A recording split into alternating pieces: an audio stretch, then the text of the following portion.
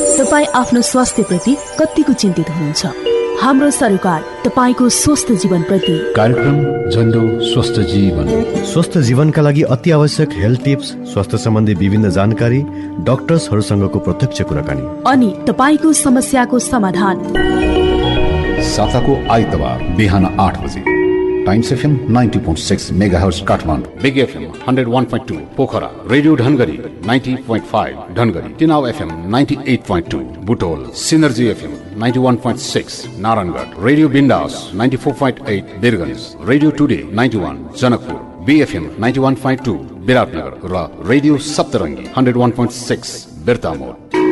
कार्यक्रम झण्डो स्वस्थ जीवन brought to you by झण्डो chyawanprash. नमस्ते अनि स्वागत छ कार्यक्रम झण्डो स्वस्थ जीवनमा। झण्डो बामद्वारा प्रायोजित कार्यक्रम झण्डो स्वस्थ जीवन देशभरिका 9 प्रमुख शहरका 9 प्रमुख एफएम स्टेसनबाट तपाईँ सुन्न सक्नुहुन्छ। झण्डो बामद्वारा प्रायोजित कार्यक्रम झण्डो स्वस्थ जीवनमा हामी तपाईँलाई हरेक हप्ता स्वास्थ्यसँग सम्बन्धित विभिन्न विषयवस्तु प्रस्तुत गर्ने गर्छौँ। विभिन्न रोगबारे जानकारी गराउँछौँ, उपचार पद्धतिबारे, औषधिबारे तपाईँलाई जानकारी गराउने गर्छौँ र तपाईँलाई हामी स्वस्थ बनाउने हाम्रो यो अभियानमा तपाईँ स्वस्थ हुनुहोस्, तपाईँको परिवार तपाईँले स्वस्थ राख्नुहोस्। त्यसैले गर्दा यो कार्यक्रम सुनेर ती जानकारीहरू तपाईँले हासिल गर्नुभयो भने समयमै तपाईँ सचेत भएर तपाईँ यी रोगहरूबाट बच्न सक्नुहुन्छ। त्यसैले कार्यक्रम नियमित सुन्दै गर्नुहोस्। आजको विषयवस्तु बाँझोपनको समस्या र टेस्ट ट्युब बेबीको बारेमा छलफल गर्दैछौँ हामी। र यो समस्या भनेको हाम्रो समाजमा एउटा यो मानसिकता छ कि बाँझोपनमा चाहिँ महिलालाई हामी दोष दिने गर्छौँ र पुरुष पनि त्यति समानै भागीदार हुन्छन्। र यसमा चाहिँ र हाम्रो त्यो मानसिकताले गर्दा ती जुन दम्पति छन्, विवाहित दम्पति जुनले सन्तान प्राप्ति गर्छन्, उनीहरूको लागि कति पीडा छ भन्ने कुरा हामीले बुझ्न सक्दैनौँ, त्यो उहाँलाई मात्रै थाहा छ। यसै क्रममा आज हामी बाँझोपन किन हुन्छ, यसका समस्या के हुन् र आइभीएफ यानि कि टेस्ट ट्युब बेबी कसरी गर्ने भन्ने जानकारी गराउन आज हामीले स्टुडियोमा वरिष्ठ प्रसुति रोग विशेषज्ञ डाक्टर भोला रिजाललाई निम्ताएका छौँ। उहाँ ह्याम्स अस्पताल काठमाडौँमा कार्यरत हुनुहुन्छ र उहाँ चाहिँ आइभीएफ जुन टेस्ट ट्युब प्रणालीको चाहिँ उहाँ नेपालको विज्ञ हुनुहुन्छ, लिजेन्ड हुनुहुन्छ, उहाँ एक्सपर्ट हुनुहुन्छ र आज उहाँलाई चाहिँ हामीले निम्ताएका छौँ। डाक्टर साहब, यहाँलाई स्वागत छ कार्यक्रममा। धन्यवाद तपाईँलाई पनि। डाक्टर साहब, यो आजको टपिकमा कुरा गर्दाखेरि, यो निसन्तान बाँझोपनको कुरा गर्दाखेरि हाम्रो समाजमा एउटा चाहिँ यो चलन चल्ती कल्चर बनाइएको छ। कोही पनि निसन्तान दम्पति या बाँझो महिलाहरूलाई चाहिँ हाम्रो चाहिँ समाजले क्वेसन गर्ने गर्छ कि कहीँ पनि भेट्ने बित्तिकै सोधिन्छ, ए अनि नानी कतिजना, ए अझै भएको छैन, किन भएन। यो जुन एउटा तनाव, एउटा यो उनीहरूको जुन एउटा मानसिक एउटा चाहिँ तनाव दिइन्छ उनीहरूलाई, यो समाजको यो सोच, एउटा नकारात्मक एउटा जुन सोच छ, यो सोच प्रति डाक्टर साहबले कसरी हेर्नु भएको छ? यसले कति इम्प्याक्ट गर्छ, कति असर गर्छ ती महिलाहरूलाई जो यो समस्याबाट चाहिँ गुज्रिरहनु भएको छ? क्यान्सर लाग्यो अथवा अरू कुनै रोग लाग्यो, हार्ट एट्याक भयो भने त चटक्कै मरेर जान्छन्। तर यो निसन्तान भएर समाजमा बाँच्नु पर्ने जुन पीडा हो त्यो न मर्न सक्छ न बाँच्न सक्छ, होइन। शिकारहरू चाहिँ हाम्रा महिलाहरू छन् र सबै दोषहरू चाहिँ महिलाहरूलाई दिइन्छ। अब यी परिप्रेक्ष्यमा हामीहरूले के हेर्नु पर्यो भनेदेखि, चाहे नेपाल होस्, चाहे बङ्गलादेश, पाकिस्तान, श्रीलङ्का, भुटान, इन्डिया, यो सबैतिर विवाहित दम्पतिको झन्डै 15% चाहिँ निसन्तानको पीडाबाट छटपटिएका छन्। यो आँकडा हाम्रो नेपालमा मात्र होइन, यो हाम्रो सब कन्टिनेन्टमै एक किसिमको छ। र त्यो 15% जुन विवाहित दम्पतिको 15% मध्ये 85%ले, झन्डै 85%ले 2 वर्ष 3 वर्ष सँगै बस्दाखेरि उनीहरूबाट बच्चा हुन्छ। अथवा थोरै जाँच पडताल अथवा केही समस्याको समाधान जब हुन्छ, साधारण एउटा बोलीचालीबाट मात्रै पनि उनीहरूको मनस्थितिलाई मात्रै अलिकति साइकोलोजिकल बुस्टअप गर्न सक्यो भने पनि, कतिले त यसो पनि भने कि डाक्टर भोला रिजाललाई एकपल्ट देख्न पाए पनि अथवा उहाँको क्लिनिकमा जान पाए पनि यो मेरो बाँझोपन समाप्त भएको हो, होइन। त्यस्तो खालको एउटा मान्छे हो कि यो चाहिँ के हो भने साइकोलोजिकल, मैले भन्न खोजेको होइन, यो मनोवैज्ञानिक तरिकाबाट पनि हुने हुनाले हामीले के हेर्नु पर्यो भनेदेखि बाँकी रहेको 85% मध्ये अब बाँकी रह्यो कति भन्दा 15%। हजुर। अब त्यो 15%लाई चाहिँ वास्तवमै जटिलता उत्पन्न भएको मान्नुपर्छ। त्यसको अब विभिन्न कारणहरू छन्। अहिले त म के देख्छु भनेदेखि हाम्रा धेरै कारणहरू, जस्तो म बङ्गलादेशमा 10 वर्ष पढेर आएँ होइन, त्यहाँ हुँदा मेरो प्रोफेसर टी.एच. चौधरी यो बाँझोपनाको लागि सबैभन्दा श्रेष्ठ मानिनुहुन्थ्यो। उहाँकै अन्डरमा मैले काम गर्ने मौका पाएँ र उतातिरको जति पनि हामीहरू कारणहरू हेर्थ्यौँ, यो पुरुषको कारण, यो महिलाको कारण, यो दुवैजनाको कारण भन्थ्यौँ नि, त्योभन्दा हाम्रो नेपालमा एउटा अचम्मको अर्को कारण, जसको कारण चाहिँ मलाई लाग्छ यदि साँच्चै हामीले आँकडा निकाल्यौँ भने 50% त हाम्रो नेपालबाट जुन युवाहरू बाहिरिएका छन् त्यसको कारण छ। हेर्नुहोस्, त्यो कारणलाई हामीले जोड्ने कि नजोड्ने, किनभने उनीहरू त यहाँनिर गाउँ गएर हामीले हेऱ्यौँ भनेदेखि गाउँका गाउँ खाली छन्, खेतहरू सबै बन्जर छन्। हाम्रा महिलाहरू, विवाहित उमेर पुगेका महिला गाउँमा केटा छैनन् र उनीहरू त्यसै अविवाहित भएर बसेका छन् होइन। मैले भनेको जुन अब सबभन्दा अहिले ठुलो कज चाहिँ के भयो भनेदेखि सामाजिक जुन कज भयो, त्यो चाहिँ हाम्रो लागि सबभन्दा ठुलो अभिशाप भइरहेछ र कहिलेसम्म यो अभिशाप हुने हो मलाई थाहा छैन। अब कम ब्याक फेरि हामी अब फर्क्यौँ कि जुन हामीहरूले भन्यौँ कि 15% हाम्रा विवाहित दम्पतिहरू चाहिँ निसन्तान भएर बाँचेका छन्, तिनीहरूलाई हामीहरूले कसरी हेर्ने भन्दा उनीहरू के कारणले निसन्तान भएका छन् त्यतातिर थोरै हामीहरूले हेर्नुपर्ने हुन्छ। त्यसको कारणमा यदि सरसर्ती हेरियो भनेदेखि हामीले धेरै नै नेपालकै परिप्रेक्ष्यमा पर्सनल तरिकाबाट होइन, हामीहरू पहिले त कसलाई यो पिरै थिएन कसैलाई पनि, प्राय हामीहरू केही 5-7 जना 10 जना एक ठाउँ बसेर होइन यो बाँझोपनालाई चाहिँ हामीहरूले हेरेनौँ भनेदेखि यो त जस्ताको तस्तै रहन्छ। नेपाललाई अरूले पनि हेर्ने आँखा झन् तल तल तल तल हुन्छ, यसलाई हामीहरूले उकास्नु पर्छ भनेर जब हामीहरू एक ठाउँ बसेर लाग्यौँ, त्यति बेला त को थियो र हामीसँग कोही पनि थिएन। त्यतिखेर भनौँ सुरु गर्दाखेरि हामीहरूले डाक्टर उमा अघि, डाक्टर मीरा ओझा अघि, त्यसपछि गएर हामी टिचिङ हस्पिटलमा डाक्टर सानुमैया दली होइन, त्यसपछि उता स्वराज राज भण्डारी अनि सुशीला श्रेष्ठ, सुधा थापा, हामीहरू जुन यो 10-12 जना एक ठाउँ मिलेर, अनि टिचिङको डाक्टर आसमा जो हुनुहुन्थ्यो अनि निलम, यसरी हामीहरू जब एक ठाउँ बसेर जब त्यस बारेमा बेला बेलामा छलफल गर्न थाल्यौँ, अनि हामीहरूलाई अझ उनीहरूको पीर, उनीहरूलाई परेको जुन एउटा असर हो त्यस बारेमा हामीहरूले अझ बुझ्ने मौका पायौँ। मैले बङ्गलादेशको त राम्रोसँग बुझेर आएको हुनाले मैले त्यहाँको र यहाँको परिवेशमा केही फरक छैन, यहाँ पनि तिनै कारणहरू हुन् भन्ने त पक्का थियो। तर अझै जब हाम्रो एउटा संगठन जस्तो भएर हामीहरूले काम गर्न थाल्यौँ, काम गर्दाखेरि अनि हामीहरूले यो कुरो अगाडि बढायौँ र सबैभन्दा पहिले ओम हस्पिटलमा डाक्टर सानुमैया श्रेष्ठ, सबिना प्रधान, सुपत्रा कोइराला, लुइसा राजपूत, डाक्टर हरिकिशोर सबैजना हामीहरू मिलेर जब पहिलो ओम हस्पिटलमा बच्चा ओम मणि तामाङको जब नेपालकै पहिलो टेस्ट ट्युब बेबीको जन्म भयो, त्यसपछि अरूलाई के लाग्यो भनेदेखि होइन निसन्तान भएर त मर्नु पर्ने रहेनछ, अब नेपाल नै यसको केही न केही हुँदो रहेछ भन्ने त्यो आशा आयो। त्यसकारण अब मैले एकैपल्ट यो आइभीएफमा जानुपर्ने कारण चाहिँ के हो भने मान्छेहरूमा जुन मनोवैज्ञानिक तरिकाले जुन डिप्रेसन थियो त्यसलाई चाहिँ यसले अन्तर्राष्ट्रिय जगतमा पनि हाम्रो आन्तरिक उसमा पनि चिर्ने मौका पायो र सबैमा एउटा नयाँ आशाको किरण फैलियो। त्यसले गर्दाखेरि हामीहरूले वास्तवमै यो जुन महिलाहरूको अथवा दम्पतिकै भनौँ न जुन वेदना हो निसन्तान बारेमा, त्यसमा अरू बुझ्ने मौका पायौँ। अब सरसर्ती हामीले हेऱ्यौँ भनेदेखि दोष अथवा कज अथवा त्यसका कारणहरू के हो भनेदेखि 33% कारण चाहिँ महिलामै हुन्छ, 33% कारण चाहिँ पुरुषहरूमा हुन्छ र बाँकी रहेको 33-34% चाहिँ दुवैजनाको मिक्स हुन्छ होइन।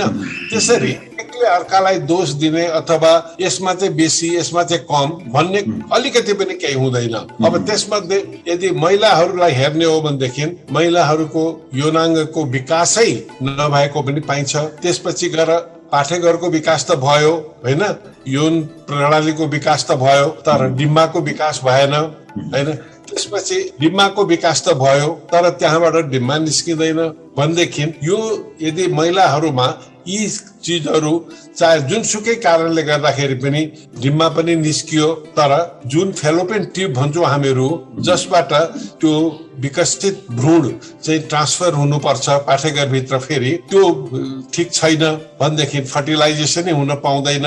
हेर्नुहोस् है, अब त्यसकारण ट्युबल फ्याक्टर भनेको त्यो ट्युब बन्द हुने अथवा बिग्रिने, ovarian factor, uterine factor, vaginal factor होइन, र अरू विभिन्न क्रोमोजोमल अथवा एनोमलिजहरू फ्याक्टरहरू महिलाहरूमा हुन्छन् भनेदेखि पुरुषहरूमा श्रीमतीसँग बस्नै नसक्ने इम्पोर्टेन्स अथवा बसेर पनि उनीहरूको स्खलन नहुने होइन। त्यसपछि स्खलन भए पनि विभिन्न कारणले गर्दाखेरि उनीहरूको वीर्यमा शुक्रकीट नहुने होइन। अब शुक्रकीट नहुने धेरै कारणहरू मध्ये एउटा त के हो भने अहिले मैले जुन भने जुन विदेशमा गएर विभिन्न यौन रोगहरूको कारण यसको जुन शिकारहरू हाम्रा पुरुषहरू युवाहरू जुन भएका छन् र स्वदेशमा हुनेहरूले पनि जसरी हाम्रो टोब्याको प्रडक्टहरू खाइरहेका छन् अथवा यौनजन्य रोगहरू आइरहेका छन् जुनसुकै प्रोफेसनका हुन्, त्यसकारण यो कारणले गर्दाखेरि पुरुषमा हुँदैन भनेदेखि अब तेस्रो फ्याक्टरमा अहिले हामीहरूले आएर सबैभन्दा बेसी के देख्छौँ भनेदेखि विदेशमा जाने प्रचलन। हामीहरू त मक्ख परिरहेछौँ। आज म भनिदिन्छु, मैले यो कसैको क्रिटिसाइज गभर्मेन्टको भनेको होइन, म आज यो पहिलोचोटि म तपाईहरूको इन्टरभ्यू मार्फत म 3वटा कुरा आज उजागर गर्न चाहन्छु। कसैले यसलाई नराम्रो लियो भने पनि मलाई मतलब छैन। नम्बर 1 के हो भनेदेखि जुन किसिमले अहिले हामीहरू हाम्रा युवाहरूले पैसा कमाएर रेमिटेन्स उताबाट पठाए भनेर हामीहरू एकदम गर्व गरेर बसिरहेछौँ र यहाँबाट पठाउने कम्पनीहरूलाई तोके बमोजिम पठाउन नसक्दा दाखिल खारेजै गरिदिने अथवा उनीहरूले यो पठाउनै पर्ने भनेर जुन किसिमको एउटा पठाउनको लागि इन्करेजमेन्ट, नपठाउनको लागि होइन पठाउनको लागि किसिमको इन्करेजमेन्ट भएको छ। त्यसले गर्दाखेरि हाम्रो हाम्रा जमिन पनि बन्जर भए र हाम्रा महिलाहरू पनि बाजा भए। हेर्नुहोस् त्यसको परिणाम आजको पुस्ताले होइन, जब भोलिका पुस्ताहरूले हामीहरूलाई सराप्छन्, हामीहरूले बोल्नु भनेर अथवा हामीले त्यस दिशामा केही काम गरेनौँ भनेर जब सराप्छन्, त्यतिखेर सायद म त नहुन पनि सक्छु, तर के हो भने जति यहाँ हुन्छन् उनीहरूले टाउकामा हात राख्नु भन्दा बाहेक त्यो अरू केही पनि गर्न सक्दैनन्। ती युवालाई चाहिँ हामीले स्वदेशमै फर्काएर हाम्रा जुन सोसाइटी राम्रो बसाउने र उनीहरूबाट 20,000, 25,000, 50,000, 1 लाखका लागि यहाँबाट त्यत्रो ठुलो युवाहरू विदेशिएका छन्, यहाँनिर हामीले उनीहरूलाई जब क्रिएट गर्यौँ भनेदेखि यो हामीहरू इमेजिन पनि गर्न सक्दैनौँ कि कति उनीहरूले कमाउन सक्छन्। र अर्को कुरो यो त्यसै ठुलो एक्सेन्चुएट गरेको होइन, यो एकदम प्री प्लान हो। यो 46 सालदेखिको यति ठुलो योजना हुँदा हुँदा हुँदा हुँदा हुँदा हुँदा अनि माओवादी इन्सर्जेन्सीको जब परिणाम आयो त्यसपछि झन् बढ्दा बढ्दा बढ्दा होइन भनेदेखि देशमा त्यत्र उद्योग धन्दा कल कारखानाहरूमा जसरी युवाहरूले काम पाइरहेका थिए त्यसको कारणले पठाउनको एउटा लागि नपको लागि पठाउ होइन लागि गर्दाखेरि हाम्रा हाम्रो पनि जमिन बन्जर र हाम्रा महिला पनि बाजा भए। हेर्नुहोस् परिणाम आजको पुस्ता जब भोलिहरूले भोलिका पुस्ता हामीहरूले बोल्न हामीले दिशामा केही काम गरेर त्यतिखेर सराप जब सायद म त पनि सक्नुहुन हो भने तर यहाँ ती हुन्छ टाउकाले राख्नुमा हात भन्दा बाँच्दैन गर्न सके पनि अरू तीलाई चाहिँ युवा स्वदेश हामीले जुसमै फरकाएर हाम्रा सोसाइटी बसाउन राम्रो र उनीहरूबाट 20,000, 25,000, 50,000 यहाँको लागि पर्सन मान्छेहरूको आफ्नो आफ्नो व्यक्तिगत एउटा पीरले गर्दाखेरि अथवा त्यसमा उनीहरूले बुझेकोले गर्दाखेरि गरिराखेका छन् होइन। नभएदेखि यो अझै पनि अचानकलाई मात्रै खुकुरीको मार थाहा हुन्छ भने जस्तो अहिले पनि धेरैले यो पीडालाई बुझेका छैनन्। यो चाहिँ एउटा अप्सनल चिज हो भन्ने बुझ्छन्। सुरुमा तपाईँले कस्तो राम्रो गर्नुभयो कि बाटामा एकजना महिला हिँडेको छ भने पनि उसलाई सोध्छन् ए तिमीलाई नजा त्यो त बाँझी हो, त्यसको आँखा मात्रै परो भने पनि हाम्रो नष्ट हुन्छ भन्ने चलन अहिले पनि हाम्रै गाउँ समाजमा छ। त्यसकारण यी सब कारणहरूलाई निमित्यान्न पार्नको लागि हामी सबै लाग्नुपर्छ। डाक्टर साहब यहाँ एकदमै सही कुरा गर्नुभयो। श्रोताहरू सुन्दै हुनुहुन्छ डाक्टर साहबले कि बाँझोपनको कारण पनि बताउनु भयो र जुन सामाजिक सोसियल फ्याक्टर छन् जस्तै विदेश जानु या उनीहरूसँगै नबस्नु होइन, हस्बेन्ड वाइफको बिचमा चाहिँ सहवास मात्रै भएर भएन, माया प्रेम हुनु पर्यो, बन्डिङ हुनु पर्यो, एउटा सामाजिक एउटा चाहिँ बन्डिङ उनीहरू बिच हुनु पर्यो होइन। त्यो सबै भएपछि बल्ल एउटा चाहिँ पर्फेक्ट रिलेसन भएपछि बल्ल चाहिँ सन्तान प्राप्तिको एउटा चाहिँ प्रोसेस सुरु हुन्छ। यसमा डाक्टर साहब जस्तै अब बाँझोपनकै कुरा गर्दाखेरि अब हामीले बाँझोपन अघि पनि भन्यो समाजको त छँदैछ। अब बाँझोपनको दुईटा विकल्प, एउटा त बाँझोपन हुने नै भयो, एउटा चाहिँ हाम्रो आइभीएफ या टेस्ट ट्युब बेबी जुन भन्छ होइन। त्यो बाँझोपन यदि डाक्टर साहब डायग्नोसिस भयो, कसैको 5 महिना 5 वर्ष 6 वर्ष बच्चा भएन भने त्यसको उपचारबाट पनि फेरि बच्चा पाउने सम्भावना हुन्छ कि हुँदैन रहेछ कि आइभीएफ नै जानुपर्छ? होइन होइन, अब यो जुन अघि मैले भने कारणहरू मैले सुरुमै के भने 15% विवाहित दम्पतिहरू बाहेक 85% चाहिँ साधारण मनोविज्ञानबाट, काउन्सिलिङबाट, उपचारको माध्यम सुरु गर्नेबाट अथवा जाँच पडतालबाट तिनीहरू प्रेग्नेन्ट हुन्छन्। म अझ एक दुईवटा अचम्मको घटनाहरू म सुनाऊ। आज मलाई श्रेय दिएको होइन, यसमा धेरैजनाको ठुलो हात छ होइन। म आफू मात्रै श्रेय लिन चाहन्न कहिले पनि। तर यति के भन्छु भनेदेखि आज जुन हामीले प्रयास गर्यौं त्यो प्रयासको फलस्वरूप आज तपाईँ हुम्ला, जुम्ला, दार्चुला, बैतडी, बजाङ होइन अन्कन्तार ठाउँमा पनि जानुभयो भनेदेखि नि त्यहाँनिर उनीहरूलाई थाहा छ नेपालमा पनि बाँझोपनाको उपचार हुन्छ अरे होइन। जब दार्चुलाका बिरामीहरू आउनुहुन्छ म त सबैलाई सोध्छु होइन कि तपाईँ किन आउनुभयो, के सुनेर आउनुभयो, त्यहाँदेखिको हेर्नुहोस् कति दिन हिँडेर अनि नेपालगञ्ज ओर्लिएर होइन यहाँ आउनु भएको छ होइन। र उनीहरू बिचराहरूलाई कतिखेर आयो भने जाँच हुन्छ के हुन्छ त्यो पनि थाहा छैन होइन। अनि म चाहिँ आफ्नो माध्यमबाट जहिले पनि बोल्दाखेरि तपाईँहरू नछुने भएको जहिले आउँदाखेरि पनि नछुने भएको 6, 7, 8 दिन पारेर आउनुहोस्, धेरै दिन पर्खिनु पर्दैन। त्यसको कारण हामीले सबै जाँचहरू गर्ने मौका मिल्छ भनेर भन्छु। त्यति गर्दा पनि कति सुनेर आउनुहुन्छ, कति नसुनेर आउनुहुन्छ। अनि यहाँ आयो भनेदेखि त बच्चा हुन्छ अरे भनेर म त सबै यो गरेर यस्तो गरेर आएको भनेर भन्छन्। यहाँ आएर उनीहरूको 7-8 हजार 10 हजार रुपियाँ जाँच पडतालमा खर्च जुन हुन्छ नि त्योभन्दा बेसी उनीहरूले त्यहाँबाट हिँडेर, त्यहाँबाट गाडी चढेर, त्यहाँबाट प्लेन चढेर आउँदाखेरि त्योभन्दा डबल खर्च गरेर आएका हुन्छन्। हेर्नुहोस् है, त्यसकारण यहाँ आएर पनि फेरि धेरै दिन बस्नु पर्यो भने बिचराहरूलाई यति अप्ठ्यारो पर्छ। त्यो म आफै मलाई अप्ठ्यारो लाग्छ। अनि हामीहरू के गरेर हुन्छ उनीहरूको जाँच गरिदिउँ भन्छु। किन त्यो दार्चुलाबाट त्यस्ता आएछन् त भन्दाखेरि 17 वर्ष बिहे भएर बच्चा नभएको लोग्नेले 2टा बिहे गरिसकेको परिवारमा अनि जब उनीहरूले चाहिँ लिएर आएर मैले उनीहरूलाई हेर्ने मौका पाएँ, उनीहरूको थोरै भन्दा थोरै उपचारबाट उनीहरूको आज बच्चा 16 वर्षको भइसक्यो अरे। हेर्नुहोस्, अर्को त्यसपछि आएको उसको पनि 8 वर्षको बच्चा भयो। अब त हुन्छ भनेर अनि हामी आएको भन्छन्। मैदानमा आउनुपर्छ भनेको होइन, तर के हो भने त्यहाँबाट ओर्लिएर नेपालगञ्जमै पनि हाम्रो बाँझोपनाको उपचार हुन्छ होइन। भैरवा, बुटोल, जति उतातिर दाङ जति कमसे कम आयो भनेदेखि एउटा उनीहरूले पनि भनिदिन्छन् नि फेरि यहाँसम्म हामीले गर्यौं, अब यहाँ हुँदैन, तपाईँ अन्त यहाँ जानुहोस् भनेर भनिदिन्छन् के भयो र होइन। त्यसकारण मेरो भनेदेखि यस्तो यो जनचेतनाका जति पनि कुराहरू छन् हामीहरूले के हेर्नुपर्छ, आजका मिडियाहरूमा अथवा पेपरमा जेमा पनि 95% त राजनीति भन्दा बाहेक अर्थ छैन। त्यसपछि अलिकति ओगटेको छ भनेदेखि कुनै हिंसाका कुरा अथवा यौनजन्य कुराहरू यस्ता कुराहरूले बटुलेको हुन्छ। तर डेली आफ्नो माध्यमबाट यसरी यसरी चित्त एकदम लगाएर होइन जनताको लागि भनेर आज तपाईँले भन्नुभयो कि आज एकैपल्ट हाम्रो कति ठाउँमा यो प्रोग्राम जान्छ भन्नुभयो, यसले कतिले एडभान्टेज हुन्छ भन्ने कुरो त हामी विचार गर्छौँ होइन।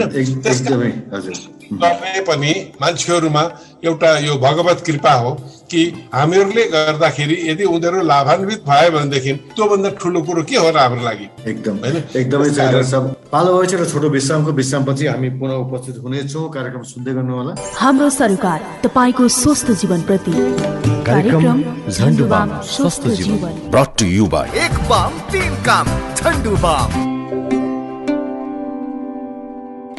स्वागत छ यो छोटो विश्रामपछि। साथमा छु म रितेश र सुन्दै हुन्छ झण्डु स्वस्थ जीवन कार्यक्रममा। आज हामीले बाँझोपनको समस्या र टेस्ट ट्युब बेबी बारे यहाँ जानकारी गराउँदैछौँ। आज हामीसँग स्टुडियोमा डाक्टर भोला रिजाल हुनुहुन्छ, नेपालकै वरिष्ठ प्रसुति रोग विशेषज्ञ, ह्याम्स अस्पताल काठमाडौँ कार्यरत हुनुहुन्छ र उहाँ आइभीएफ को विज्ञ पनि हुनुहुन्छ, एक्सपर्ट पनि हुनुहुन्छ र आज उहाँ हामीलाई सम्झाउँदै हुनुहुन्छ बाँझोपनको समस्याको बारेमा, यसबाट कसरी हामीले चाहिँ निदान हुने, कसरी सन्तान प्राप्ति गर्ने बारे उहाँ हामीलाई आज जानकारी गराउँदै हुनुहुन्छ। अहिले त मतलब बाँझोपन हुने बित्तिकै सबभन्दा पहिलो नाम दिमागमा मनमै डाक्टर भोला रिजाल भन्ने आउँछ। हजुरलाई भोला रिजाल चाहिँ एउटा भगवानको रूपमा चाहिँ मानिसले एउटा चाहिँ पुजेका छन् कि हामी निसन्तान छौँ, त्यो हाम्रो खुसी चाहिँ एउटै व्यक्तिले दिन्छ जो हाम्रो भगवान डाक्टर भोला रिजाल भन्ने। म पनि मेडिकल सेक्टरमा चाहिँ जान्छु, जहाँ जान्छु मैले धेरै भन्दाखेरि मैले नै रिकमेन्ड गरिरहेको हुन्छु कि मलाई पनि थाहा छ हजुरलाई, मैले पहिलेदेखि वाच गरिरहेको छु, म पनि हजुरलाई धेरैचोटि भेटेको छु, म पनि मेडिकल फिल्डमै छु। म चाहिँ पहिला एमआर हुँदाखेरि हजुरलाई भेट्ने गर्थेँ रहेछ होइन। अहिले चाहिँ म एउटा कुनै कम्पनीको कन्ट्री म्यानेजर छु, तर मेरो आफ्नो यो चाहिँ इन्ट्रेस्ट थियो कि म कम्पनीको तर्फबाट एउटा एवेरनेस प्रोग्राम क्याम्पेन गरौँ र जनतामा हामी खालि त्यो कुनै अरू बहसै गर्छौँ, हामी खालि एउटा चेतनामूलक यस्तै टपिकहरूमा चाहिँ हामी गर्छौँ र आज देशभरि सुनिरहनु भएको छ। र सब यो जुन अब अघि भन्नुभयो कि बाँझोपन हुने बित्तिकै त केही सर्टेन मलाई चाहिँ 30% त काउन्सिलिङबाट उपचारबाट होइन, त्यसपछि नै उनीहरू चाहिँ सन्तान प्राप्ति गर्न सक्छन् भने अन्तिम विकल्प मात्रै आइभीएफ टेस्ट ट्युबको भयो भने आजको डेटमा गाउँतिर त के छ भने अब सबभन्दा डर गाउँका महिलालाई कि अर्को बिहा गर्ला भन्ने पिर, 2 वर्ष 3 वर्ष बच्चा भयो भने अर्को बिहा गरेर ल्याउँछ भन्ने पिर हुन्छ। अब एउटा के देखिन्छ दर्शक भने गरिबलाई पनि निसन्तानको पीडा त्यति नै हुन्छ, धनीलाई पनि निसन्तानको पीडा त्यति नै हुन्छ दर्शक, त्यो पीडा सेम हुन्छ होइन। मन त्यसैले रुन्छ, त्यो ताना मार्छन् समाजले, त्यो धनीलाई पनि मार्छन्, गरिबलाई पनि मार्छन्। अब गरिब अमिर अब धनीले त सब अब एफोर्ड गरिहाल्यो। अब यहाँनिर श्रोताहरू हुनुहुन्छ नेपालभरि, यस्तो अवस्था जो गाउँका महिलाहरू हुनुहुन्छ उहाँहरूको लागि चाहिँ के सब्सिडी अथवा कुनै त्यस्तो राहत हुन्छ अथवा कति जस्तो उनीहरूलाई के हुन्छ रहेछ त्यस्तोमा चाहिँ? त्यसरी हेरौँ यसलाई, मैले अघि भने कि एकैपल्ट हामीहरू यो कस्टली ट्रिटमेन्टतिर जानुपर्ने जरुरतै छैन होइन। त्यो चेतना चाहिँ छैन सब, त्यही डरले बसेको छ कि 15% को 85% आफै हुन्छ, त्यो 85 को फेरि 15% होइन मात्रै हाम्रो यो अरू वैकल्पिक अथवा हाम्रो एसिस्टेड रिप्रोडक्टिभ टेक्नोलोजी एआरटी भन्छौँ त्यसमा जानुपर्ने हुन्छ। अब यसरी लिउँ, अब जब तपाईँको निदान हुन्छ अथवा डायग्नोसिस जब हुन्छ उहाँहरू आउनुहुन्छ। अब आजकै यो तपाईँको मलाई त धन्यवाद दिन मन लाग्यो यति राम्रोसँग कि यति तपाईँहरूलाई एउटा सोच आएर यो निसन्तानहरूको लागि म पनि केही सहायक सिद्ध हुँ भन्ने जुन सोच आयो यो त्यसै आएको होइन, यो एउटा भगवत कृपा हो। यो भगवानले नै हामीहरूलाई दिनुपर्छ कि हामीहरूले गर्दा केही होस् भन्ने कुरो।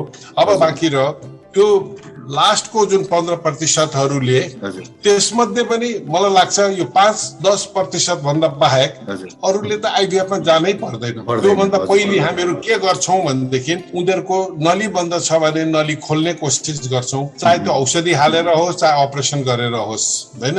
यदि उनीहरूको ओभेरियन फ्याक्टर छ भनेदेखि त्यसलाई हाम्रो निको पार्ने ओभेरियन स्टिमुलेसन गरेर गर्छौँ होइन।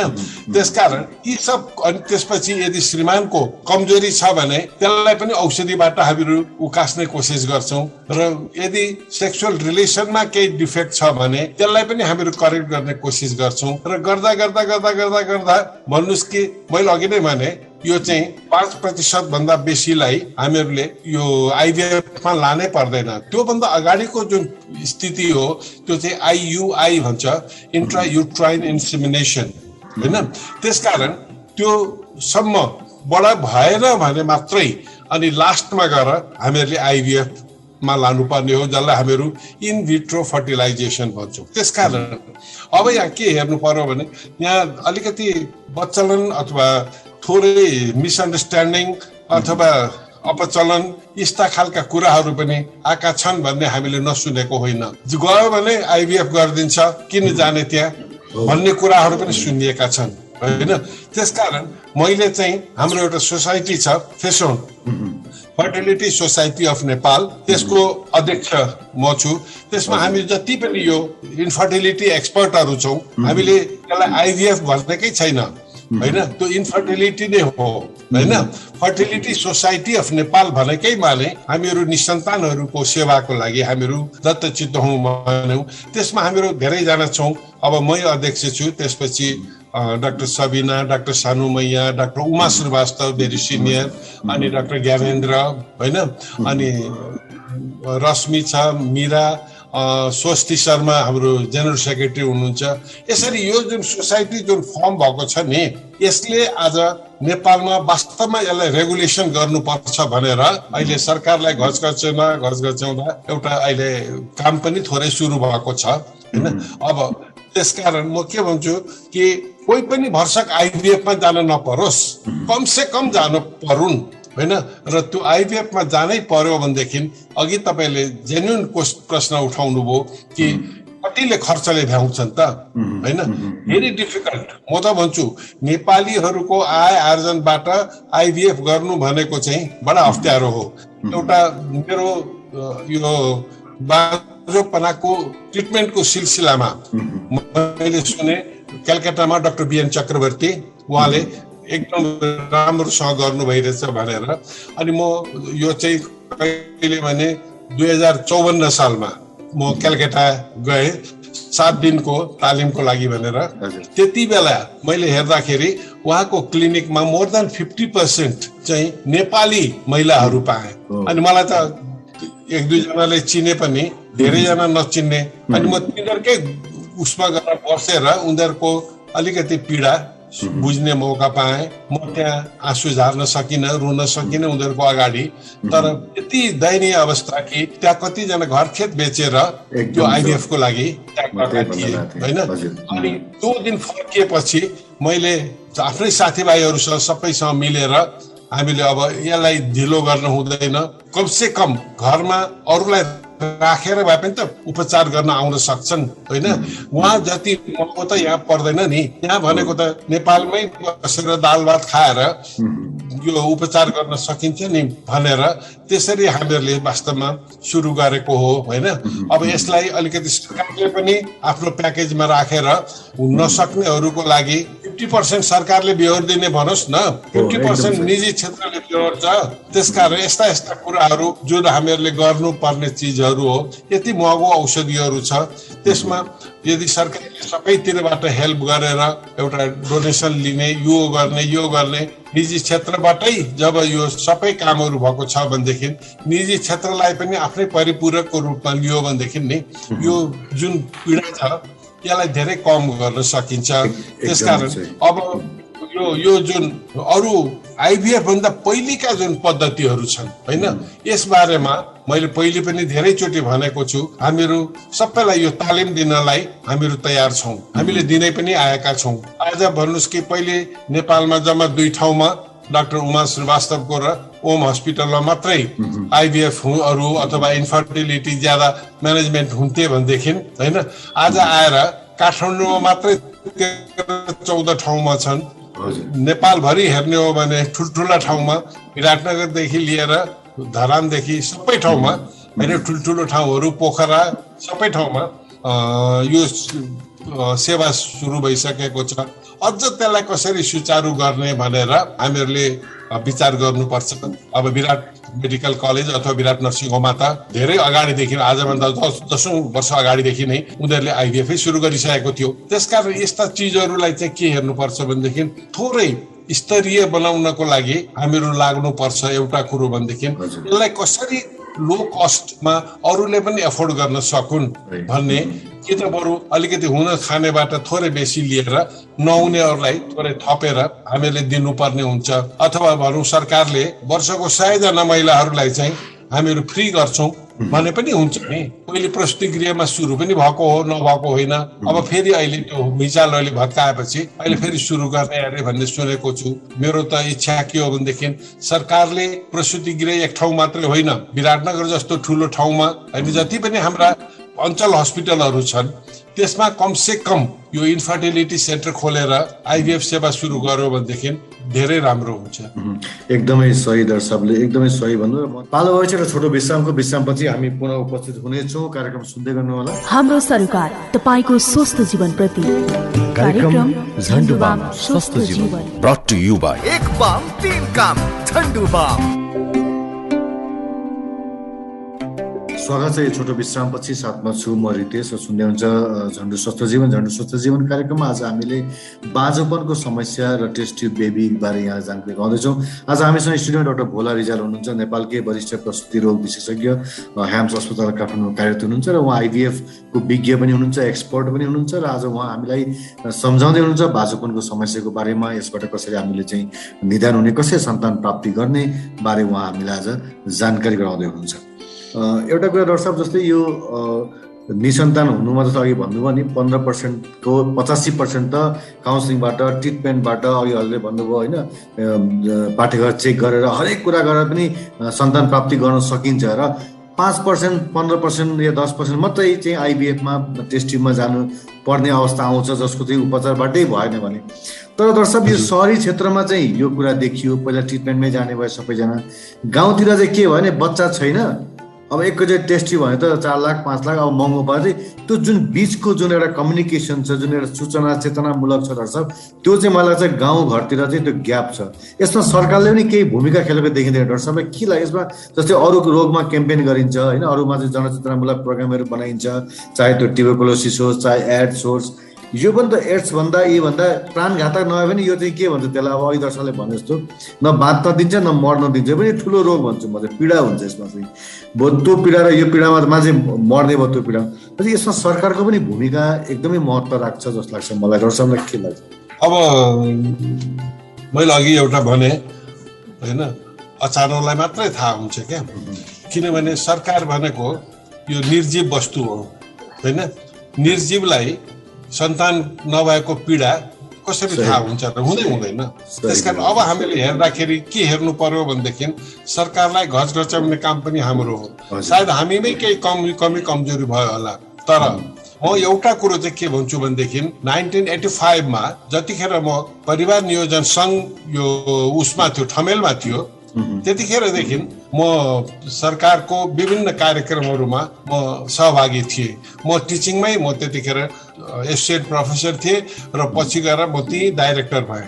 यो जति भए पनि मैले के गरेँ भनेदेखि यो सरकारको परम दायित्व हो, सरकारले यसलाई हेर्नुपर्छ होइन भनेदेखि के हुन्छ भनेदेखि यो चाहिँ केही होइन भनेर अहिले हामीहरूले त्यसलाई नेग्लिजेन्स गर्यौँ भनेदेखि यसको जुन मार हो यो कम्युनिटीमा यस्तो नराम्रो पर्छ। जस्तो 4 वटा बिहे गरेको एकजना पुरुष आउनुभयो, अनि 2टी स्वास्नी लिएर आउनुभयो श्रीमती है।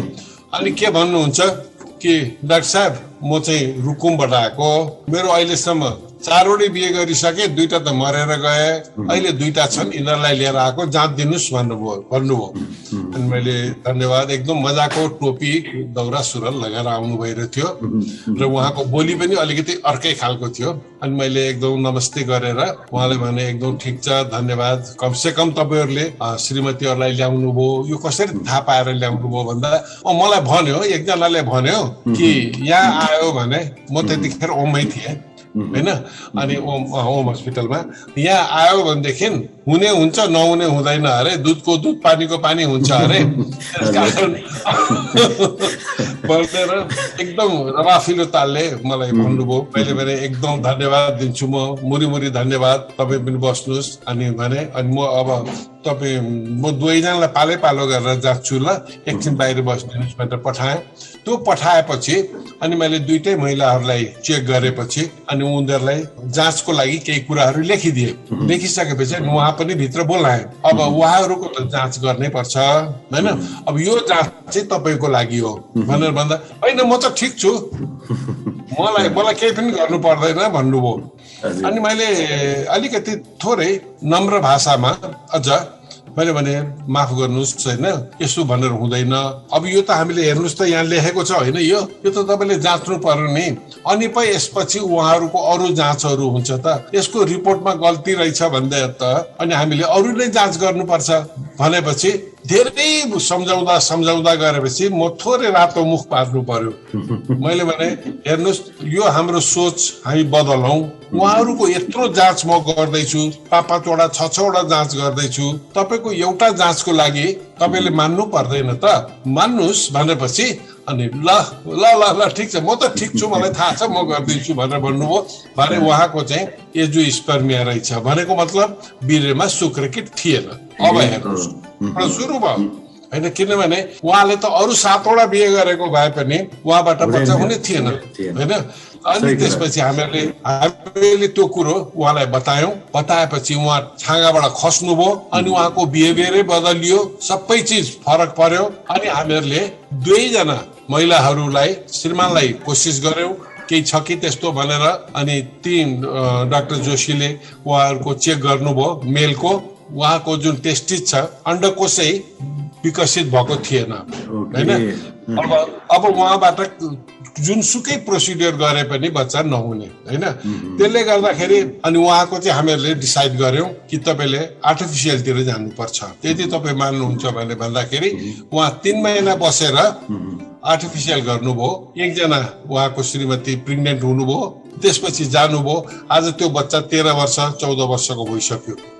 अब हेर, त्यसकारण यहाँ के छ भने अघि मैले सुरुमा भन्दै थिएँ नि, हाम्रो जुन सोच हो पितृसत्तात्मक, हाम्रो जुन एकदम विचारधारा छ, जे भए पनि महिलालाई दोष दिने जुन परिपाटी छ, खुट्टा भए त जुत्ता जति पनि आउँछन् भन्ने जुन हाम्रो सोचाइ छ होइन, त्यसलाई बदल्नु पर्छ।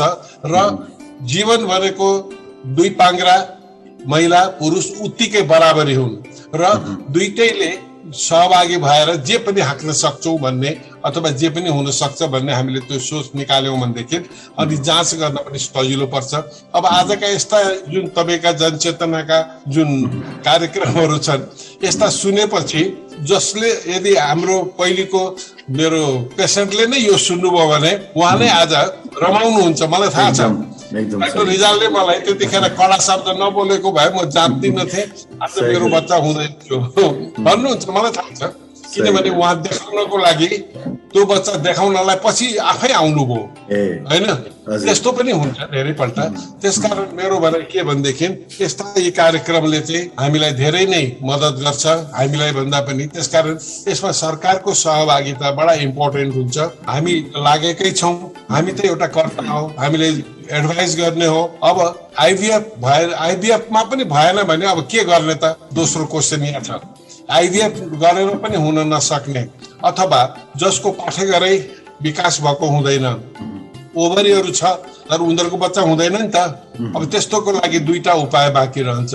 एउटा चाहिँ हाम्रो पहिलेदेखि नै नेपालमा विद्यमान छ, त्यो चाहिँ भनेको अर्काको बच्चा पाल्ने, धर्मपुत्र पाल्ने होइन, एडप्सन भन्छौँ जसलाई हामी। त्यो नेपालमा अफिसियल्ली त्यो कानुनी छ होइन। र त्यो चाहिँ गर्न नचाहनेहरूको लागि पनि हामीसँग अर्को एउटा विकल्प छ, सरोगेसी। त्यो चाहिँ अरूको पाठेघर, कोख, सापट अथवा भाडा उनीहरूले हाम्रो लागि सेक्रिफाइस गरिदिने होइन। मेरो एउटा पेसेन्टको वीर्य, एउटा पेसेन्टको ओभरी त्यो लिएर 2टालाई बाहिर सेचन गरेर अनि अर्को महिलाको पाठेघरमा त्यसलाई ट्रान्सफर गर्ने, जसलाई हामीहरू सरोगेसी भन्छौँ। यो सरोगेसी नेपालमा आज होइन, पौराणिक कालदेखि चलेको चिज हो। यदि रामायणकै कुरा गर्नुहुन्छ भनेदेखि अथवा महाभारतका कुरा गर्नुहुन्छ भनेदेखि यो त्यतिखेरदेखि नै यी कौरवहरू सबै सरोगेट छन् होइन। घैटामा पाएको भनेपछि के होला भन्नुहोस् न होइन।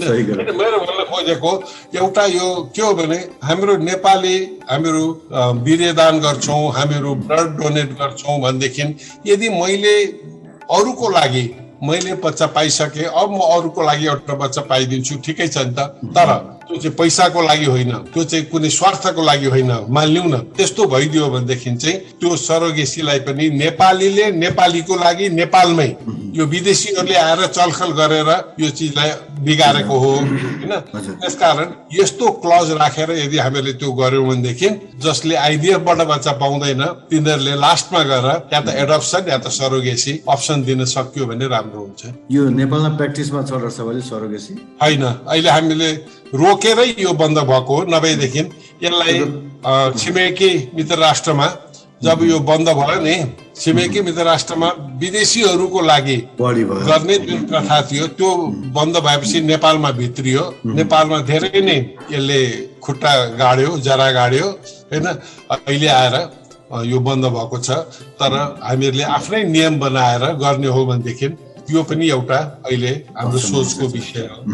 एकदमै सही। आज मलाई लाग्छ कार्यक्रम सुन्ने श्रोतालाई एकदमै आशा जाग्यो होला, आशा किरण भयो होला, किनकि उहाँलाई समस्या सहरमा त सबैलाई थाहा छ कहाँ आइबिएफ सेन्टर छ, के गर्ने। तर गाउँ गाउँमा जो अब हामी त यहाँ सुदूर पश्चिमदेखि पूर्वसम्म हाम्रो चाहिँ कार्यक्रम सबैले सुन्नुहुन्छ होइन, र सबै श्रोताहरूले सुनिरहनु भएको छ। दर्शकले आज यति सजिलो तरिकाले हामीलाई सम्झाउनु भयो कि बाँझोपन समस्या भए पनि यो त्यस्तो यसको निदान पनि छन्। अब प्रायः त काउन्सिलिङबाटै ठिक हुन्छन्, दर्शकले अघि भन्नु, तर ठाउँमा जानु पर्यो, क्लिनिकमा जानु पर्यो, चिकित्सकलाई भेट्नु पर्यो, र अन्तिममा गएर मात्रै आइबिएफ या त्यो टेस्ट ट्युब बेबीको कुरा गरिन्छ। त्यस कारण सुरुमै हामी डराएर आत्तिएर घर बस्नुभन्दा सुरुमै काउन्सिलिङ गरेर पहिला एउटा दुईवटा थियो, अहिले त हरेक ठाउँमा नेपालभरि नै फैलिसकेको छ। र डाक्टर साहब त त्यसको लिजेन्ड हुनुभयो र अग्रणी हुनुभयो, अगाडिदेखि नै धेरै व्यक्तिलाई त्यो एउटा सुख प्राप्ति गराइसक्नु भएको छ। त्यसले गर्दा श्रोताले चाहिँ हरेक अप्सन छ। सुरुमा त हामीले काउन्सिलिङ गरेर ट्रिटमेन्ट गर्नु पर्यो, र त्यसपछि चाहिँ अब ट्रिटमेन्टबाट भएन भने आइबिएफमा जानु पर्यो, आइबिएफबाट भएन भने डाक्टर साहबले भने जस्तो त्यस्तो नै विकल्पहरू भोलि हुन सक्छन्। र सब अन्तिममा एउटा मेरो आफ्नो जिज्ञासा चाहिँ, जस्तै अघि जुन मैले भने पीडा, जुन सन्तान नभएको पीडा र समाजमा खेप्नुपर्ने जुन एउटा हीनता बोध होइन, जसले पनि भेट्ने बित्तिकै पहिलो क्वेसन नै नानी कतिवटा बाबु कतिवटा होइन। त्यसपछि अब मैले यस्तोसँग पनि भेटेको छु कि जसको सन्तानै छैन, नानी कतिजना भन्दा 2 जना, कति यहाँ पढ्छ, एउटा 4मा एउटा 5मा भनेर सुनेको छु म त, नहुँदै पनि, किनकि त्यो अब त किन भएन कसो भएन भने। र सबले त त्यो पीडाको निदान दिनुभएको छ, त्यो घरमा खुसियाली। र सबलाई कहिलेकाहीँ एक्लै बसेर सोच्दाखेरि हजुर त साहित्यकार पनि हुनुहुन्छ, हजुर चाहिँ अब एउटा चाहिँ त्यो एउटा उसमा पनि हुनुहुन्छ होइन, सङ्गीतमा पनि हजुर हुनुहुन्छ।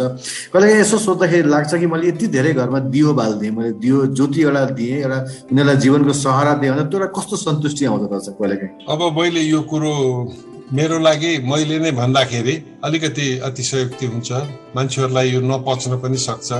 तर मेरा 3वटा सन्तान हुन् होइन। अब 3टै सन्तान अहिले नेपालमा छैनन्, विदेशमै छन् होइन। त्यसकारण यो सन्तान भएर छुट्टिनु पर्ने पीडा र सन्तानै नहुँदाखेरि अरूले दिने पीडा होइन, यो मैले फिल नगरेको भएदेखि सायद मैले आफ्नो जीवन नै यो निसन्तानको सेवातिर सायद म लगाउँदिन थियो होला होइन।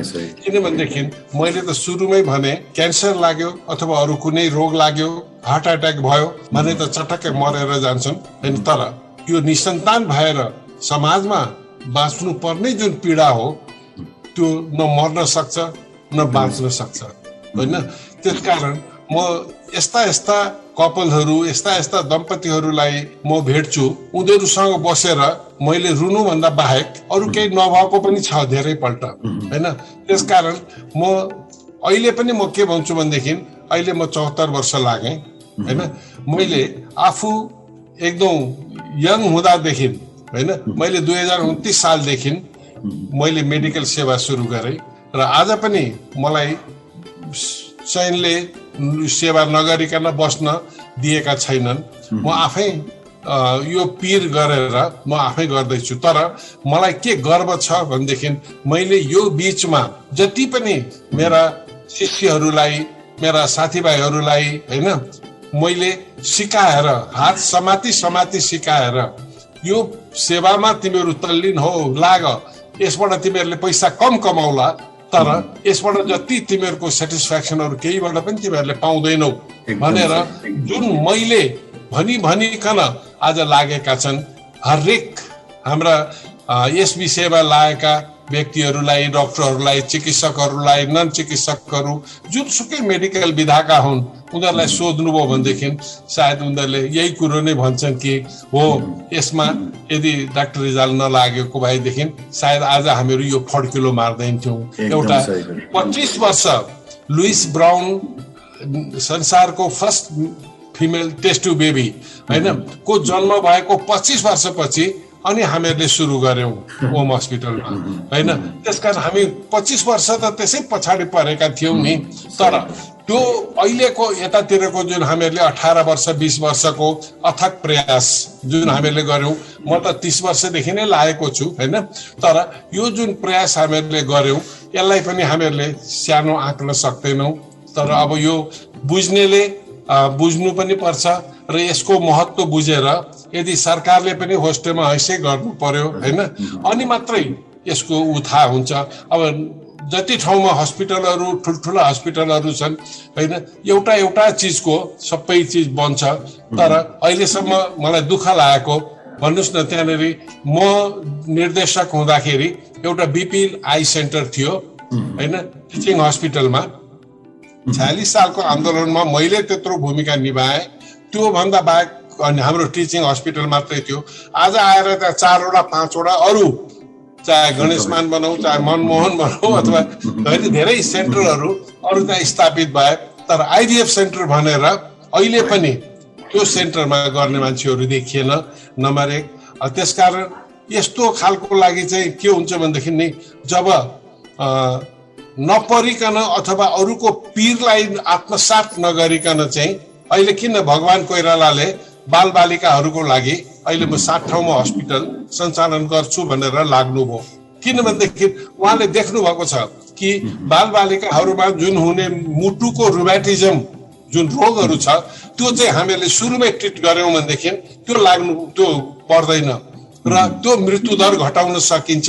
भने जस्तै मैले पनि मरेकाहरू त मरेर जान्छन् तर बाँचेकाहरूलाई चाहिँ अलिकति सजिलो तरिकाले बाँच्न दिउँ, हाँसी हाँसी बाँच्न दिउँ, मुखमा कमसेकम अलिकति उज्यालो ल्याउँ होइन, सन्तानको पीडाबाट कमसेकम अलग्गै राख्न सकौँ भनेर हामीहरू लागेको हो। त्यसकारण यसलाई चाहिँ सबैको साथ पायो भनेदेखि अवश्य पनि यो त एउटा सङ्घर्ष हो, यसमा सफलता हुन्छ। एकदमै हजुरको दर्शकको योगदान त सबैले यसलाई चाहिँ देखेका छन् होइन, यसलाई नमन गरेका छन् होइन। र दर्शक जाँदा जाँदै हामी अब दुईटा सन्देश, एउटा त समाजको लागि एउटा सन्देश दर्शकको तर्फबाट कि जुन हामीले बिहेभ गर्छौँ निसन्तानको लागि त्यसको लागि एउटा सन्देश र जो निसन्तान हुनुहुन्छ उनीहरूको लागि एउटा सन्देश। समाजले बुझ्नुपर्ने कुरा के हो भनेदेखि सबै व्यक्तिहरू सोसाइटीमा भएका हामी नै हौँ। हामीले हाम्रो लागि जुन भावनाले उनीहरूलाई हामीले हेर्नुपर्छ, जसको बच्चा बच्ची भएको छैन उनीहरूलाई त अझ हामीहरूले राम्रो मुखले हेरेर राम्रो सहयोग गरेर उनीहरूलाई कुन तरिकाबाट हुन्छ सन्तानको सुख दिउँ भनेर लाग्नुपर्छ। त्यसको लागि मैले अघि नै भने समाजको प्रत्येक व्यक्तिको त्यो कर्तव्य हो र उनीहरूलाई सही मार्ग निर्देश गरौँ, कुन ठाउँमा जाने के गरौँ भने हुन्छ त्यो गरौँ। र दोस्रो समाजबाटै हो हाम्रो देश बाहिर जानेहरू, त्यो बाहिर जानेहरूलाई कसरी हामीहरूले समाजमै हाम्रो रोजगारी सृजना गरेर हेर्नुहोस्, मलामी जानको लागि कार्ड हाल्ने मान्छेहरू छैनन् आज गाउँघरमा। त्यसकारण हामीले सबभन्दा ठुलो, मैले त अघि नै सुरुमै भने कि मैले अहिले देख्दाखेरि त यदि बाँकी रहेको मेरो जीवन यदि कुनै पनि किसिमले बाहिर जान जुन युवाहरू छन् तिनीहरूलाई रोक्न सक्यो भनेदेखि नेपाल फेरि स्वर्ग हुन्छ। त्यसकारण यो जुन मैले सन्तानको कारणले भनौँ अथवा हाम्रा बुढी बा आमाहरूको कारणले भनौँ अथवा गाउँ बन्जर भएको कारणले भनौँ, जे कारणले भने तापनि त्यो रोक्न हामीले सक्यौँ भनेदेखि धेरै ठुलो हाम्रो उपलब्धि हुन्छ। र मेरो सरकारलाई पनि एउटा निवेदन के छ भनेदेखि बाहिर जानलाई इन्करेज नगरौँ, बाहिर अहिले जति गएका छन् उनीहरूलाई कसरी फर्काउने त्यसलाई हामीहरू इन्करेज गरौँ होइन। र बाहिर जानबाट भर्सक नपरोस् भन्ने वातावरण हामीहरू सृजना गरौँ। त्यसकारण त्योभन्दा ठुलो उपलब्धि हाम्रो केही पनि हुँदैन। र यदि कोही पनि बाँझा छन् अथवा म त बाजा भन्ने शब्द पनि प्रयोग गर्न चाहन्न। जो पनि आजसम्म निसन्तान भएर जो तडपिरहेको हुनुहुन्छ उहाँहरूलाई के भन्छु भनेदेखि यो चाहिँ तपाईँहरूको दोष होइन, यो भगवानको श्राप होइन, यो चाहिँ कुनै न कुनै सानो कारणले गर्दाखेरि तपाईँहरू निसन्तान हुनु भएको हो। आउनुहोस्, यसको जाँच गरौँ, उपचार गरौँ, अवश्य पनि तपाईँहरूको जुन सन्तानको मुख हेर्ने जुन चाहना छ त्यो पुरा हुन्छ। एकदमै सही डाक्टर साहब, एकदमै आज मलाई लाग्छ श्रोताहरू खुसी पनि हुनुभयो होला। धेरैले हजुरलाई त नचिने कोही पनि छैन, हजुरको योगदान हामी सबैले त्यसलाई स्वीकारेका छौँ र नमन पनि गर्छौँ।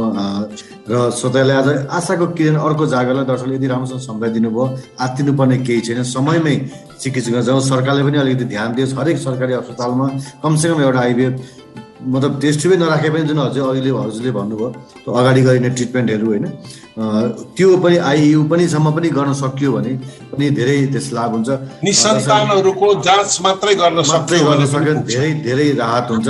र हाम्रो तर्फबाट नै हाम्रो यही एउटा अभियान चल्नेछ। यसरी नै हामी एउटा चाहिँ जनचेतनामूलक यसलाई गर्नेछौँ।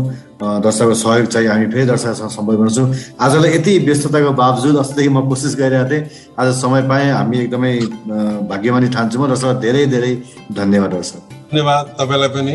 यो निसन्तानहरूको लागि तपाईँहरूले जुनसुकै कुरामा पनि, चाहे सरकारले मलाई केहीमा इन्भल्भ गर्ने कुरा होस्, चाहे तपाईँहरूले मबाट केही चिज जान्ने कुराहरू होस् अथवा बोल्ने लेख्ने कुराहरू होस्, यसबाट म सधैँ अगाडि बढेको छु र म लाग्छु। यो मेरो प्रण पनि हो। धन्यवाद। हस्, थ्याङ्क यू दर्शक, थ्याङ्क यू सो मच। धन्यवाद।